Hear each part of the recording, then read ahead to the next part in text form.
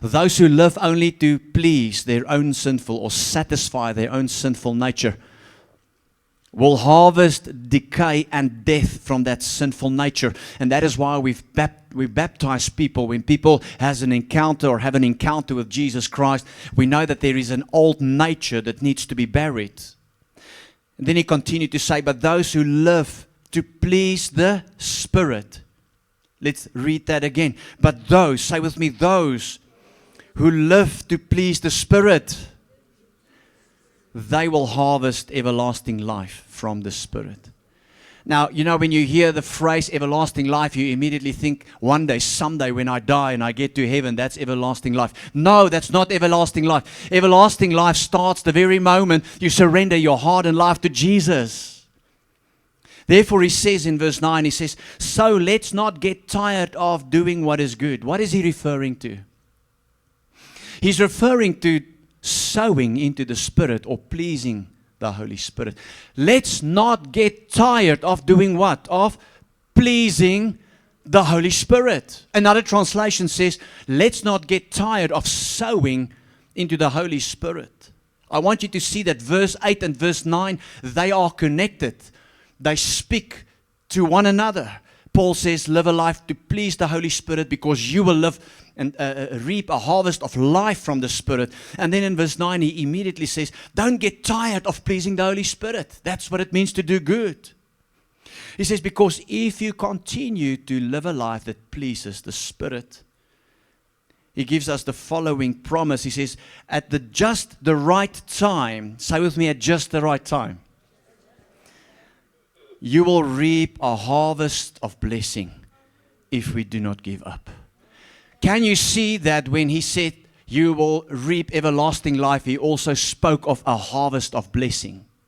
I want to encourage somebody here today. Continue to live a God life. Continue to live a life that pleases the Holy Spirit, and you will reap a harvest of blessing. We like a blessing. Come on, somebody. Is there any person here that can say, I like the blessings of God? Go like this and say, Lord, pour out a blessing on me. Your blessing, your favor on me. Come on. So powerful. But what do we need to do? We need to live a life that pleases the Holy Spirit.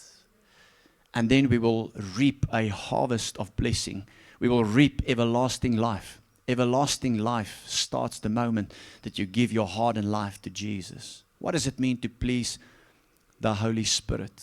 What does it mean to sow into the Holy Spirit? I think there's a lot we can say about that, but I want to highlight just a few points because I believe God is saying, I want my people to please my Spirit. Last week, we spoke about the outpouring of the Holy Spirit, being filled and baptized with the Holy Spirit.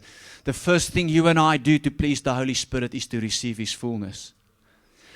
The person of the Holy Spirit cannot be pleased if we are only willing to accept a little part of Him. The Holy Spirit wants to inhabit you on a permanent basis. He wants to own you. That is why in 1 Corinthians chapter 6, we see that the Word of God, Paul said to the Corinthians, your bodies are temple. Say this with me. My body is a temple of the Holy Spirit. You and I cannot please the Holy Spirit if we do not allow the Holy Spirit to inhabit us. There must be a desire in each and every one of us to receive the fullness of the Holy Spirit, to receive baptism in the Holy Spirit. It begins there. Pleasing the Holy Spirit starts with being baptized in the Holy Spirit. That is a crucial and definite event that is linked to our salvation. We talked a lot about that in the past few Sundays, and I don't want to say more about that. But have you received the fullness of the Spirit? Have you been baptized? Can you recall a moment, an event where you were filled with the fullness of the person and power of the Holy Spirit, and then you went like this?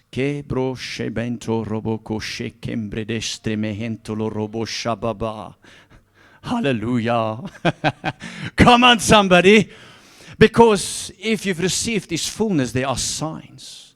We saw last week that being filled with the Holy Spirit, and initial sign with speaking in tongues is in our confession. It is point 3, point 7 of our confession of faith in the constitution of this church. Hello, are you with me? Pleasing the Holy Spirit, receiving His fullness. To please the Holy Spirit also means to cultivate awareness of His presence and purpose and person, depending moment by moment on the Holy Spirit. Because if the Holy Spirit comes to live in all of His fullness in you and I, that is so wonderful, because now your body is a temple, and everywhere you go, the Holy Spirit goes. And the Holy Spirit does not want to be ignored. We cannot please Him if we ignore Him. Therefore, we need to cultivate an awareness that is always with us. So when I say something, when I do something, guess what? The Holy Spirit is the first one to know that, to experience that. So when you go into a meeting, and before you start to plan a meeting, or you start a conversation, or whatever you do, what do? You cultivate that awareness that, hey, the Spirit of God is in me. And I need to depend on Him. And whatever I say, whatever I do, whatever I think, I've got to be conscious of His presence and His glory. I do not want to offend the Holy Spirit by what I say, what I plan, the motives of my heart. No, I want to please the Spirit of God and depend on the Holy Spirit. There was a time, I love to run, and running for me is it's like me time. How many of you, has me time? You know what me time is? How many of you say, yes, I like me time? And I thought, that running is me time for me. And one day, as I was about to do some me time, get on the road and run, I experienced the Holy Spirit saying to me, am I also welcome when you run? But it's me time. But the Holy Spirit is in me. And then I said, even when I run, Holy Spirit, you're welcome. Even when I clean the pool, you are welcome, you are there. And the Holy Spirit started to teach me to check in with Him, because He's always there. And so that I can please Him, so that when I please Him, I reap a harvest of blessing. Hallelujah. It's not just celebrated once a year when we celebrate Pentecost. Can I get a big amen? It's like, now we're off the topic of Pentecost because we passed Pentecost and we forget all about the Holy Spirit. No, the Holy Spirit lives on the inside of us, and we must cultivate awareness and dependence on the Holy Spirit. Sometimes, when I have a serious conversation with my wife, I ask the Holy Spirit, help me. Help me. Sometimes when I have a serious conversation with a person, whether it's a leader or a pastor, I say, Holy Spirit, help me. I'm going to say things, I know I have to address certain things, but I have learned to cultivate awareness that He's there and dependence upon Him. I've also learned to acknowledge and to see the work, the guidance, and the leadership of the Holy Spirit in me, and learn to obey Him. Because if you stop to obey Him, you cannot please Him. If you stop to obey the Spirit of God, you start to grieve Him and quench Him. And I want you to know that in many people's lives, the Holy Spirit has been grieved and quenched and is silent. And that's why we're here this morning to say, Holy Spirit, I'm sorry if I've grieved you, if I've quenched you, if your voice grew silent in my life. I want to live a life that pleases you. If you please the Spirit, you please the Father. Because it's the Spirit of the Father. If you please the Holy Spirit, you please Jesus. Because the Spirit testifies and illuminates Christ. If you give the Holy Spirit His rightful place, God has His rightful place in your life, and you reap a harvest of blessing, and you see the hand of God on everything that you do. Hallelujah. You must learn to please the Spirit of God. Welcome His work and guidance. Obey Him. Develop intimate friendship. Say with me, intimate friendship with the Holy Spirit. Now, if you look at all these points, that's how we develop intimate friendship. You obey Him. You welcome Him. You are aware of Him. You check in with Him. Say with me, I must check in with the Holy Spirit regularly. Ladies, if you want to buy a pair of shoes, but you're uncertain, this one or this one, I want you to know the Holy Spirit is so awesome that He will even help you. Hallelujah. You say, don't blaspheme. I'm not blaspheming. God says you receive the fullness. The Holy Spirit appreciates when you acknowledge Him, when you ask Him in any conversation or any decision you need to make. Now, please stop thinking about that pair of shoes. focus on the sermon. Hallelujah. So we must cultivate intimate friendship with the Holy Spirit. In the translation, the MSG translation, Paul says, the love of God, the grace of Jesus Christ, and the intimate friendship of the Holy Spirit be with you. Lift your hands with me this morning and say, precious Holy Spirit, help me so that I can please you and so that we can become intimate friends. I call for intimate friendship with you in Jesus' name. If you've prayed that, the Holy Spirit will take it serious. He's so wonderful. He's so precious. He's going to guide you. He's going to lead you. We should pray and say this morning, Lord, help me to please the Spirit of God again. I have this rhythm in my life. When I get up in the morning, I hear the alarm clock, but sometimes, I don't know how many of you will agree, sometimes you are awake long before the alarm sounded. Is that anybody?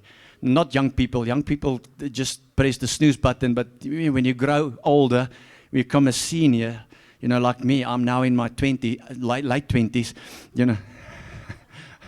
then you wake up before the alarm clock because there's so many things that you need to do. And your mind's full of stuff. But I've cultivated this rhythm in my life to say, good morning, Holy Spirit. Come and have your rightful place in my life today. I show you what to do to please the Spirit of God. Please do that. And then at evening, what I do is when I go to bed and I sleep and your mind is running, I say, good night, Holy Spirit. Please give me godly thoughts. Renew my mind and renew my attitude. And then I speak in tongues and I plead the blood of Jesus over me. And then I go like, I also pray. I say, Holy Spirit, give me visions and give me dreams. Because that's how the Spirit speaks to us. It's so powerful. Hallelujah. Put your hands together for the person, the personality, the presence of the Holy Spirit. Now, I know when we talk about blessings, we often think about more money, stuff like that, promotions at work. Blessings mean different things to different people depending on what you need and ask God for. It means if you get the prayer answered, that's a blessing. But I want to show you 5 very specific blessings, and I will only have time for 2 this morning, and we will look at 3 next week. Because the Word of God says, if we live a life to please the Spirit, we will do what? Reap a harvest of blessing. And I want to show you 5 specific blessings that the Holy Spirit, actually the reason the Father gave us the gift of the Holy Spirit was for the Holy Spirit to deposit these blessings in our lives. Blessing number 1. Say with me, blessing number 1. When I please the Spirit of God. Change. Say it one more time. Change. Somebody say, is change a blessing? Maybe not for you, but for the people around you, yes. There is a call of God. There's a priority for every child of God to change and to transform into the image and to the likeness of Jesus Christ Himself. And when you and I please the Holy Spirit and we make a habit of pleasing Him, cultivating awareness, inviting Him, you will see what happens is you are going to start to change and to transform. Your change and your transformation is a big issue to God, because when God looks at us, He wants to see people created in His image and likeness who looks like His Son, Jesus Christ. The Word of God says in Romans 8:29, I know it's not on the board, but I'm just thinking now, Romans 8:29, you can go read it afterwards. The Word of God says, those who God called, He also predestined to be conformed to the image and likeness of His only begotten Son. Say this with me, there's a calling on my life to change and to be more like Jesus. How many of you will agree this morning that you and I cannot change by ourselves? We talked about it this morning. I think it was me and Rodney speaking. We can also not change people. But God partners with us to bring change to people by our examples, by speaking into people's lives. But when change comes, it's one that gets the glory, Jesus. It's one that gets the glory, the Spirit of God, the Holy Spirit. Listen to the Word of God in 2 Corinthians chapter 3, verse 18. So all of us, Some of us, all of us, who have had the veil removed can see and reflect the glory of God. What veil is he talking about? He's talking about the veil that Moses had to wear when he spent 40 days with God, and his face was shining so brightly that the people couldn't look at Moses and they were afraid of Moses. But now, because of what Christ had done on the cross, and because of the blood he shed for our sins, for the forgiveness of our sins, now we can behold the glory of God. We've got the veil removed if we believe in Jesus. Isn't it powerful? So he says, so all of us who have had that veil removed, which means you have surrendered your heart and life to Jesus, you have been forgiven, you can now reflect the glory of God, see the glory of God. But here is the point. And the Lord, who is the Spirit, the Holy Spirit, say with me, the Holy Spirit is God. He's not something of God. He's not just the power of God. No, He's a person. He's a personality.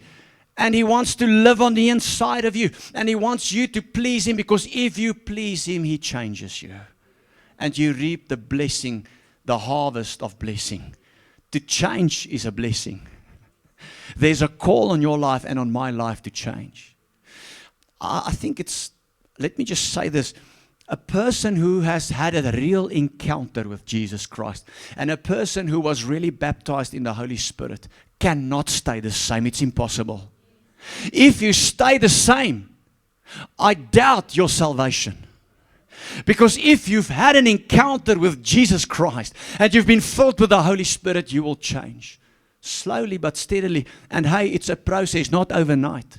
Turn to somebody and tell them, hey, just have some grace for me. I'm getting there.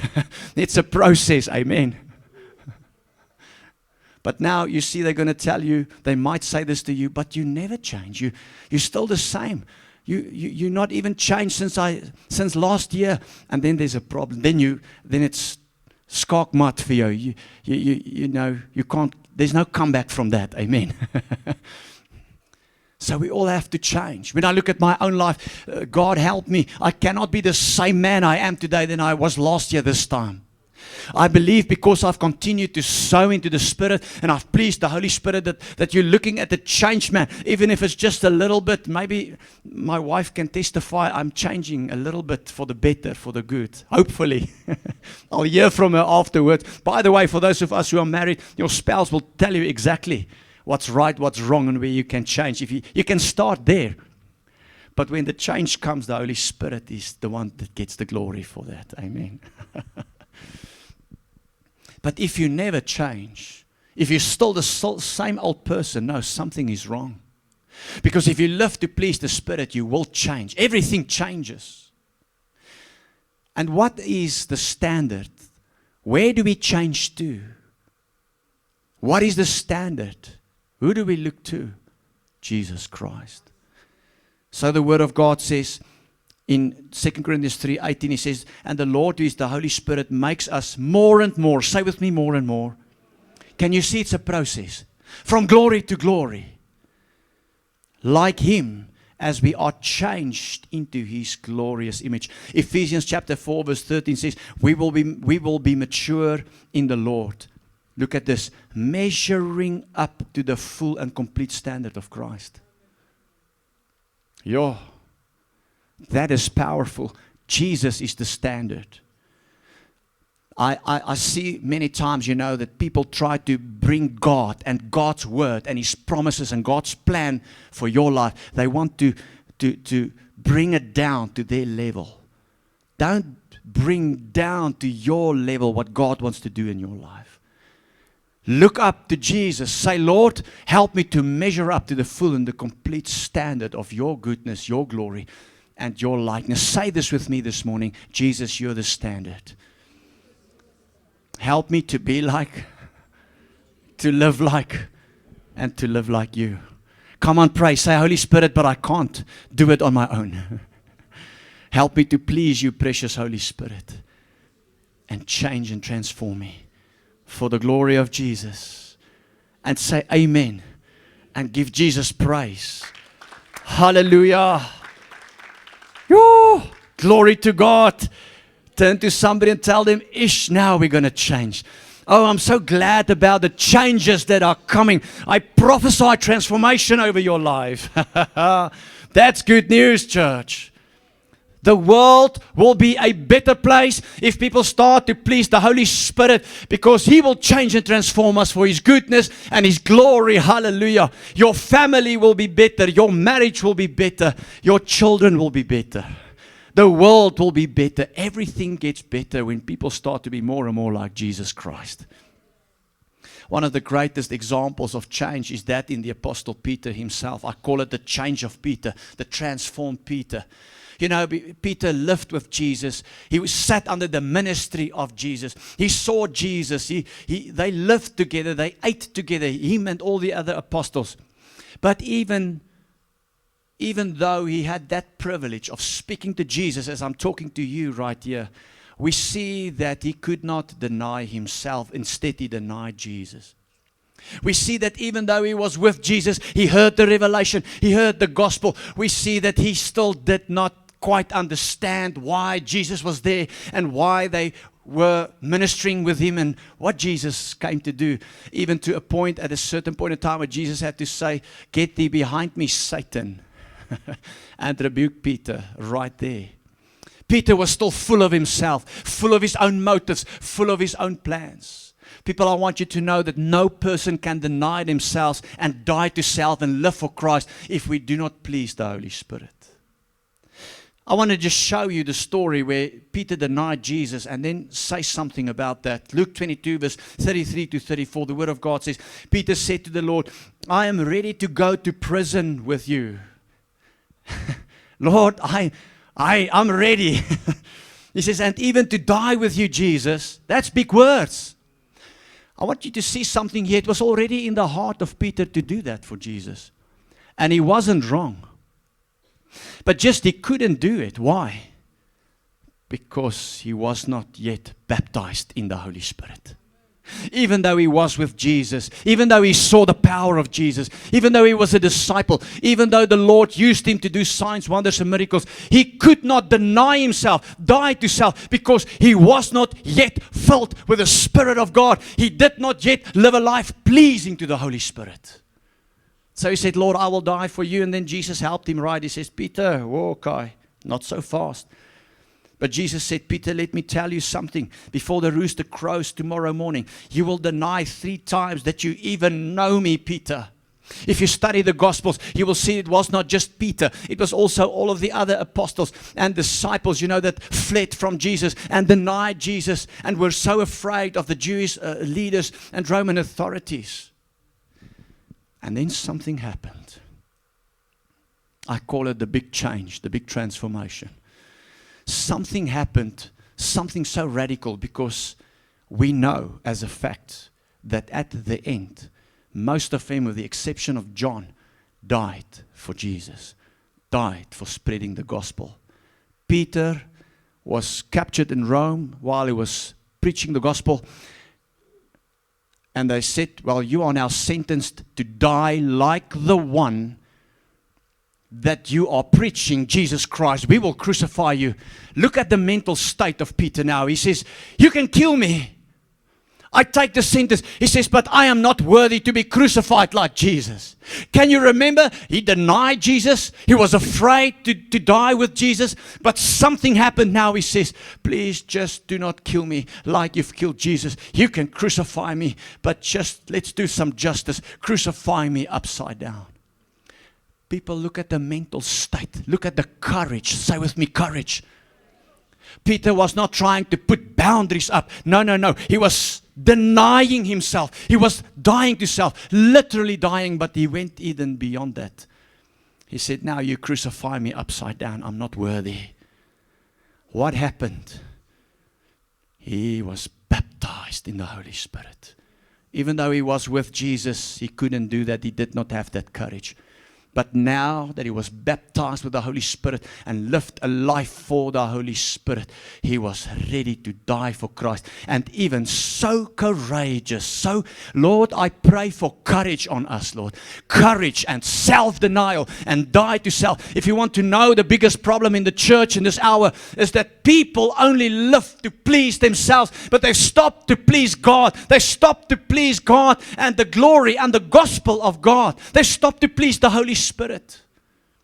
And therefore we just say what we want, we plan what we want, we do what we want, we behave anyway. You know, everything just goes just as long as I'm comfortable. Lord, it's just me. No, God calls us to a place of self-denial, but it takes courage.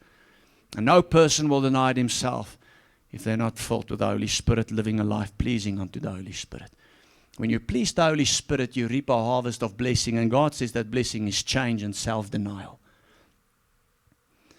So Peter was crucified upside down. The big difference, Jesus spoke about the difference, was that Peter was filled with the Holy Spirit. And Jesus referred to this in John 14:17. He says, He is the Holy Spirit. He spoke about the Spirit who would come after Him, who will lead people in the truth. I'll say something about that in a moment. But then He said, the world cannot receive Him because it's not looking for the Holy Spirit. It does not recognize the Holy Spirit. Jesus said that to remind you and I this morning that we are not like the world. We look for the Holy Spirit. We recognize the Holy Spirit. We live to please the Holy Spirit. The world does not care about the Holy Spirit. The world care about themselves. Me, I, my, me, mu, mua. No, living to please the Holy Spirit is not about you and your little boundary. No. It's self-denial. It is self-denial. It's dying to self.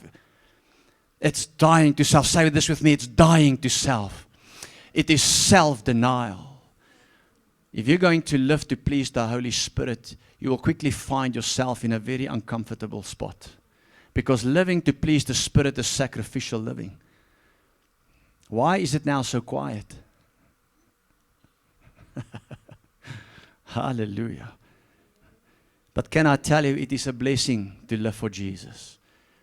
It is a blessing to deny yourself and say, Lord, not my will be done, your will be done.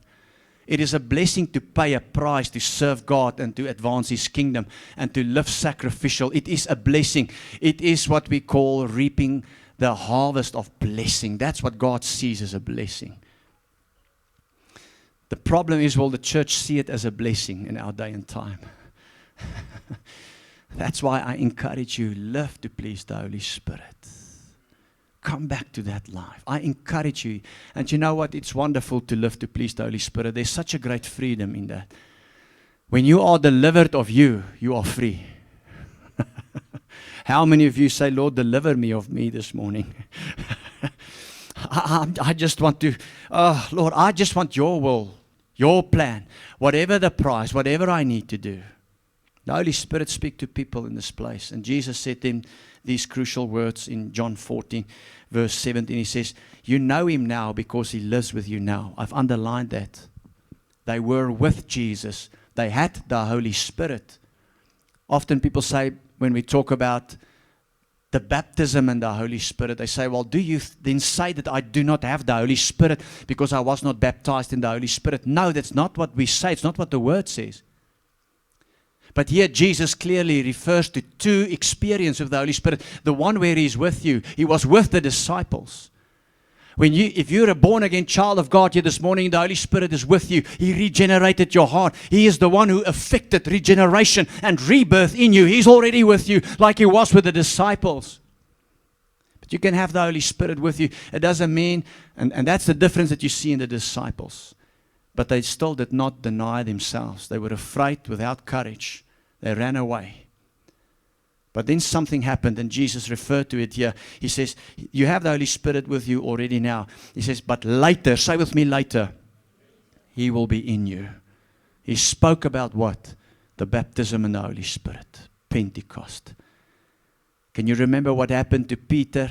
You know, when Pentecost happened, people, they were all filled with the Holy Spirit. Peter had to stand up because they were accused of being drunk in the morning. Peter stood up and said, no, they're not drunk.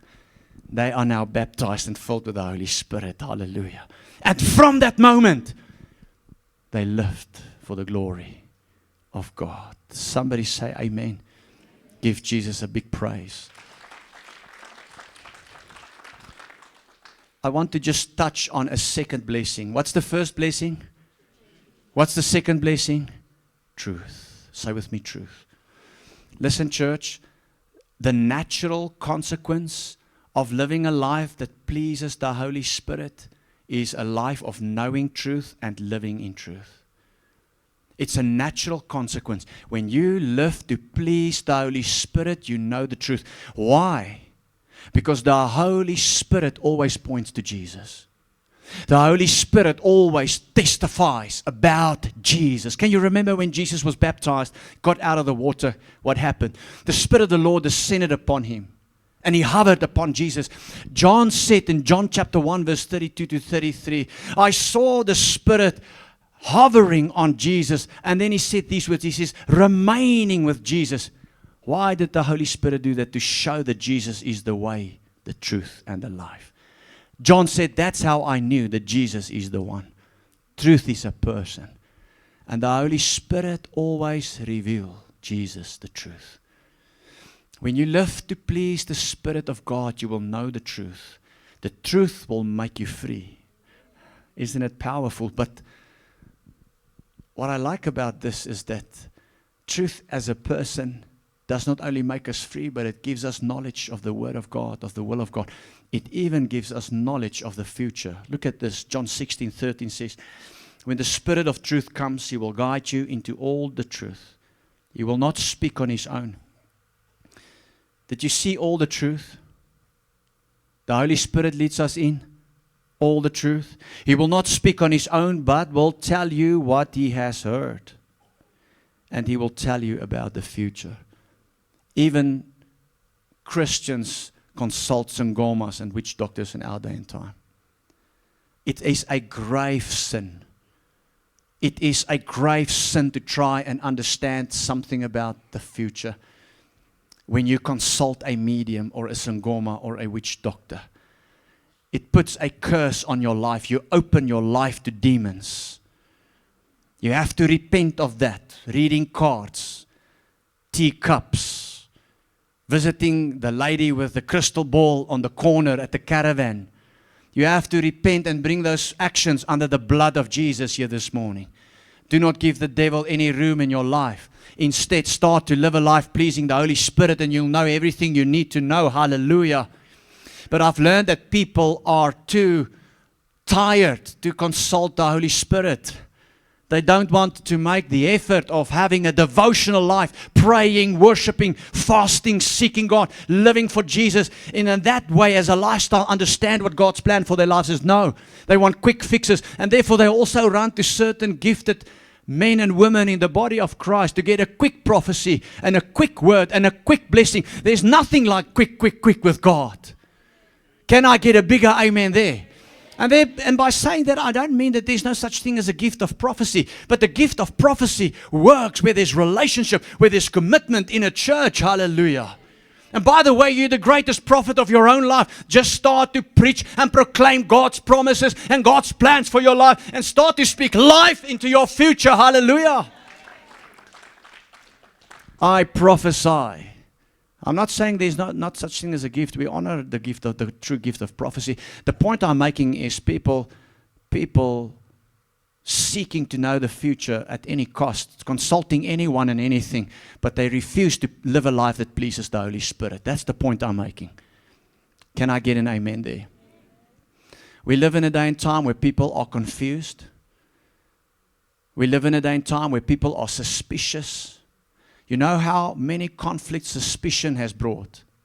You know how many relationships were broken, business deals fell through the mat or was unsuccessful because people believe in half-truths, lies from the devil, false truths, suspicions, opinions. They don't know, they're confused. The Word of God speaks about people like that in Matthew chapter 6, verse 23. He says, but when your eye is unhealthy, what is an unhealthy eye? It's an eye filled with suspicion and half-truth and a lot of stuff that's made up, not knowing the truth. He says, when your eye is unhealthy, your whole body will be filled with darkness. He says, and if the light you think you have, you think you know the truth, but you're suspicious, you don't have the facts, you don't know what's going on. It's a half-truth, it's a lie. He says, when the truth you think you have, the light you think you have is actually darkness. How deep is your darkness? I want to set people free today here from suspicion and believing in half-lies and things that are just not true, because the devil is messing with your mind. I want to call you back to live a life pleasing the Holy Spirit, church. Because if you do, the natural flow from that is knowing the truth of God for your life. Understanding the future. A lot of us think it's fashion to say that I'm a seeker of truth. Weet jou ma jy's hierso. Where do you come from? Oh, I'm a philosopher, but you're so philosopher and you're so opinionated and so critical and so cynical that you've lost all your faith and you do not know the truth and you live to please yourself, but you've stopped to please the Holy Spirit. It's not fashion to say that you're a philosopher, please. It's not fashion to say that I'm looking for truth. No, I have found the truth. His name is Jesus Christ. And now I'm filled with the Spirit and He leads me in all the truth. Say with me, all the truth. Say with me, that's a blessing. Knowing the truth is a blessing. And give Jesus a big praise in this place. Paul had an unhealthy eye because he thought he was doing God a favor by killing Christians. How big the truth you think you have, if that's darkness, how big the darkness? And then Paul encountered the truth, Jesus Christ. Get this, when he encountered Jesus, he was blind. And then Ananias prayed for him. Can you remember what happened there at Straight Street? Ananias prayed for him. He was baptized in the Holy Spirit. Can you remember what happened? And the blindness, his sight was restored, but the Bible says that something like scales fell from his eyes. I pray that every scale will fall from your eyes here this morning. God must come this morning and renew truth in our hearts and lives when we start to please the Holy Spirit. We're going to go into communion, but I want to say this. In the Old Testament, people used to wear these tassels. You know what a tassel is? They used to attach it to we talk about the hem of the garment. Even Jesus wore them. God gave them that instruction right after they disobeyed the commandment. I think the specific one was a commandment of the Sabbath under the old system, the old covenant. So God says to them, I want you to wear tassels. Numbers 15:38. Throughout the generations to come, you must make tassels for the hems of your clothing and attach them with a blue cord. And these tassels spoke of the guidance of God, the commandments. It spoke of integrity and holiness and obeying God and living for God. And it always reminded the people, oh, I must live for God. Today we don't wear tassels anymore. Why? Because we have received the indwelling presence of the Holy Spirit. All we need to do now is live a life pleasing unto the Spirit of God. So many people resist the Holy Spirit, and the martyr Stephen was referring to this. But I feel it's not just people under the old covenant. I feel there are people listening to me today, and you've listened to me this morning, and you know God speaks to you. You know that you do not listen to the voice of God on the inside of you. You know that you live your life, but you don't live a life that pleases the Spirit of God. You don't pay attention. You're not aware. You don't obey. You don't depend on Him. You don't say good morning, Holy Spirit. You don't say good night, Holy Spirit. God says, don't worry, I still love you. God says, stop resisting my Spirit. That verse that Stephen, the first martyr in Acts 7:51, he says, stubborn people, you are heathen at heart, deaf to the truth. Must you forever resist the Holy Spirit. That's what your anxiousness did, and so do you. And God says this morning, stop resisting His Spirit. Some of us sit here, you've heard negative things about the Holy Spirit. You haven't received still the Holy Spirit in His fullness. Still, you're so glad that Pentecost Sunday is gone because it's something you don't know how to deal with. But you cannot get away from that. It's a central truth to the New Testament. God wants you filled with His Holy Spirit. God wants you to live a life pleasing unto the Holy Spirit so you can reap the harvest of blessings that only the Holy Spirit can factor into your life, like change and truth. And we will look at 3 crucial ones next week. Why don't you open your heart this morning and say, Holy Spirit, come have your rightful place. I acknowledge you. Help me to cultivate intimate friendship with you. Lift your hands right there where you are. Pray that with me. Say, Holy Spirit, please be my intimate friend. I'm sorry if I've neglected you. I realized this morning, I can recognize even that there were times that you spoke to me, but I did not pay attention. Told me to do things which I didn't do. I'm sorry for not greeting you in the morning, not greeting you in the evening. I'm sorry for not inviting you when I need to make important decisions or any decision. I'm sorry for not checking in. You live in me, but I ignore you. Sometimes I even resist you. Forgive me if I've grieved you and quenched you. I pray, come back into my heart.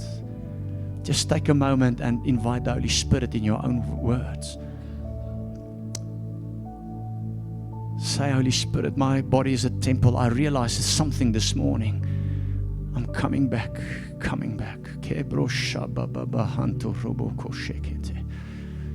Nembro sabahanta. Embrace Him. Some of us are afraid of His gifts, of speaking in tongues. We don't understand that. You cannot understand the supernatural. You must invite Him. You must have a desire and a thirst to be fully filled with Him. You must have the desire for the fullness of the Holy Spirit. You must have a hunger for fire, for His presence, for His anointing, for everything that He has in store for you. You cannot resist and reject a little bit of the Holy Spirit. Then you will reap a harvest of blessing. Come, Holy Spirit. Come, precious Spirit of God. Hallelujah. Hallelujah. Fill your people. Bless your people. Touch your people. Those of us that can speak in tongues this morning, right there where you are.